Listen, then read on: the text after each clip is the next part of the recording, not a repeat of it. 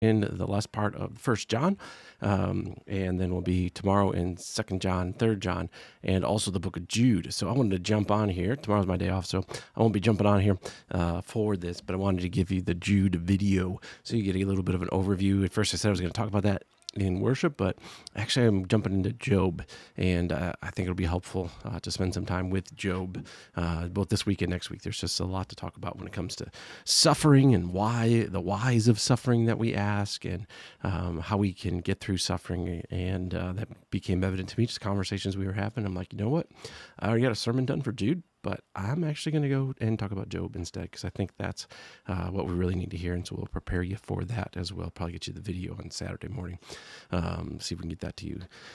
But we're going to dig into the first chapter, but that's coming. Let's go with what today. Today is Jude, the book of Jude. Now, we had some great readings today in First John, but the book of Jude is a kind of a unique book, a little bit different, and a little bit that has to do with the author or who we think the author is.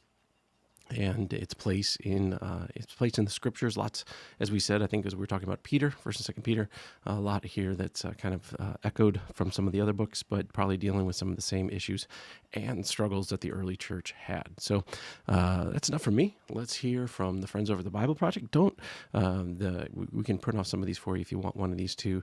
Let me know. But these smaller books, I know we're just moving through them so quick. We'll read 3 books of the Bible tomorrow. I mean, that's pretty cool. You can read 3 books of the Bible in one day with 2 John, 3 John, and Jude. So I hope you do. And here's a little taster for Jude for tomorrow. The letter of Jude, or more accurately, Judah, according to the pronunciation of his name, both in Greek and in Hebrew. Judah was one of Jesus' 4 brothers who are named in the gospel accounts. None of the brothers followed Jesus as the Messiah before his death, but afterwards they saw him alive from the dead and then became his disciples. All these brothers of Jesus became leaders eventually in the first Jewish Christian communities, and Judah was known as a traveling teacher and missionary. And this gives us the background to understand the purpose of his letter. We don't know what specific church community he wrote to, but it was likely made up of mostly Messianic Jews. His writing style assumes a deep knowledge of the Hebrew Old Testament scriptures, as well as other popular Jewish literature. Jude had become aware of a crisis facing this church, and so this helps us understand the letter's design. It begins with an opening charge, followed by a long warning and accusation against corrupt teachers who had influenced this church. And then Judah closes by completing the charge about what this church is supposed to do. Judah begins by charging this church to contend for the true Christian faith. He says his plan was to write a longer work that explored our shared salvation through the Messiah. But that project, he says, got delayed when he heard the urgent news about this church, and so he fired off this very thoughtful but very short letter. Judah doesn't begin with how they're supposed to contend for the faith. Rather, he first goes into why. It's because of the corrupt teachers who have infiltrated this church. And it's not their teaching that he targets, but their way of life. Their moral compromise is what tells you they have bad theology. First of all, they've distorted God's grace as a license to sin. They think that they're forgiven and they have God's Spirit, so now they can do whatever they want, especially when it comes to money and sex. And so Judah says they betray Jesus by rejecting his authority and his teachings. And Judah wants this church to know that the appearance of these teachers is no surprise. He transitions into a longer warning to stay away from them. He first offers 2 sets of 3 Old Testament examples. The first trio is about rebellious people who in the past received divine justice. So the Israelites who rebelled against God in the wilderness, they got what they wanted and they died out in the middle of nowhere. Then he brings up a story about angels who are imprisoned for rebellion until they face God's justice. He's referring to the interpretation of the story in Genesis 6, offered in the popular Jewish work called First Enoch, where the sons of God are interpreted to refer to angels who rebelled against God, then had sex with women and were judged accordingly. Judah links this story to his third example about the ruin of Sodom and Gomorrah in Genesis, where violent men tried to have sex with angels. Both these stories are about rebellion against God's order that led to sexual immorality, and that's precisely what the corrupt teachers are guilty of. After this, Judah brings up a bonus example from a popular Jewish text called the Testament of Moses.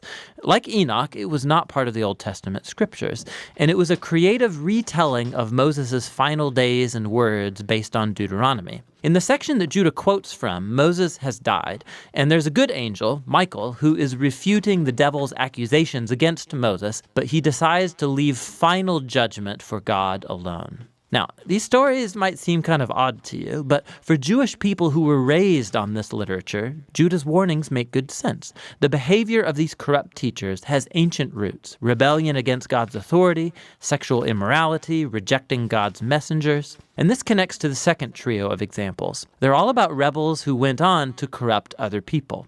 So Cain, he murdered his brother, but then he went on to build a city where violence reigned. Balaam, the sorcerer, he couldn't curse Israel, and so he lured them into idolatry and sexual corruption. And then Korah, the Levite, he led a rebellion against Moses that ended in disaster for others. Judah concludes the second trio with a barrage of Old Testament images to describe the teachers. They're like the selfish shepherds of Ezekiel, or like the clouds with no rain from Proverbs, or like the chaotic waves from Isaiah. Their self-absorption betrays their claim to follow Jesus. They create chaos wherever they go. Judah concludes his warning by quoting from two other warnings, one ancient and one recent. The first comes, again, from the popular book of 1 Enoch, which claimed to contain the visions of the ancient figure Enoch from the book of Genesis. Now, what's fascinating is Judah quotes from the opening chapter of Enoch, which is itself quoting about half a dozen Old Testament texts about the final day of the Lord's justice on human evil. Judah then matches Enoch's ancient warning with a more recent one from the apostles. Peter, John, Paul, they all predicted that corrupt teachers would arise and distort the good news about Jesus. And they themselves were echoing Jesus' early warning about the same thing. And so this church should need no more convincing. These teachers have to be dealt with. So Judah then moves into his closing charge. He picks up his opening line about contending for the faith, and he unpacks how to do so with a cool set of metaphors. He describes the community of Jesus as God's new temple. And so they are to build their lives on the foundation of the most holy faith, which refers to the core message of good news about Jesus' life, death, and resurrection for our sins. On that foundation, the church is to build itself through a dedication to prayer, by devoting itself to the love of God through obedience. And the integrity of this building will be maintained by staying alert for the return of Jesus to bring his justice and his mercy. And in doing this, they will help each other stay faithful to Jesus. Judah then concludes by praising the God who will protect his people and keep them from falling too far from his grace. The short letter of Judah is powerful and puzzling for many modern readers who ask why he quotes from texts that aren't today considered part of the Hebrew Bible, like 1 Enoch or the Testament of Moses. It's important to remember that Jewish culture in this time was immersed in religious texts. Jesus, his family, all the early Jewish Christians grew up reading the Hebrew Bible along with many later books that were based on and inspired by the scriptures. And we know there were ancient debates about whether or not some of these later books should be viewed as scripture. But regardless, they're still important. A book doesn't have to be in the Bible to speak an important message to God's people. And so we have many Jewish texts from this period. They're known today as the collections of the Apocrypha, also called the Deuterocanon, along with the Pseudepigrapha. These were all preserved and read in Jewish and Christian communities. They were treated with great respect. It doesn't mean they were originally designed as part of the Hebrew Bible, but they are part of the biblical tradition. And so Judah, knowing his readers that they would value words from 1 Enoch, he used them to communicate his message, which is this: God's grace through Jesus demands a whole life response, not just intellectual assent. Notice that Judah doesn't criticize or focus on the teacher's theology, but their immoral way of life, which denies Jesus. And so Judah is here applying what Jesus first told his disciples: if you really love me, then you will obey my teachings. For Christians, how you live is the most reliable indicator of what you actually believe. And that's what the letter of Jude is all about. So a little helpful there on the letter of Jude can be a little bit challenging as we read those different things and to kind of think about these other books that are out there. The conversation came up, I think, in our men's Bible study on Wednesday, talking about the Apocrypha. One resource that I would put in your hands if you're interested in some of these ones that aren't in the Bible per se, there's a great resource, the Apocrypha Lutheran edition with notes. So if you like the Lutheran Study Bible, this is done the same way with the Apocrypha books and helps us kind of take a little bit deeper look at it, and it gives you a little bit more of the historical setting during that time. So you've got like the books of Judith, Wisdom of Solomon, Tobit, Ecclesiasticus, Baruch, the letter of Jeremiah, First Maccabees, Second Maccabees, Old Greek Esther, Susanna, Bel and the Dragon, the prayers of Azarah, the Song of the Three Holy Children, prayers of Manasseh, and then the apocryphal books and other Christian traditions, First Esdras, First and Second, and both Third and Fourth Maccabees, Psalm 151. So good, helpful resource. You want to dig into these other things, these other ancient documents, not necessarily in the scriptures, but useful perhaps to tell us how they carried out their faith, and especially in that intertestamental period and time period.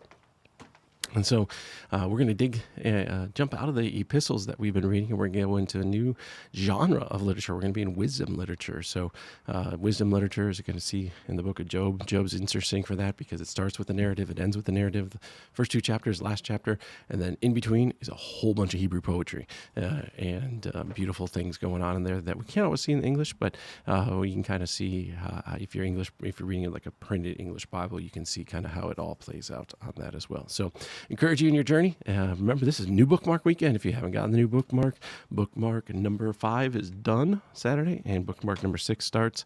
And we're getting into a new book of the Bible, the book of Job. If you've fallen behind, you've gotten off track, this is the perfect time to get back on. We got a new book and a new bookmark. So hope you enjoy.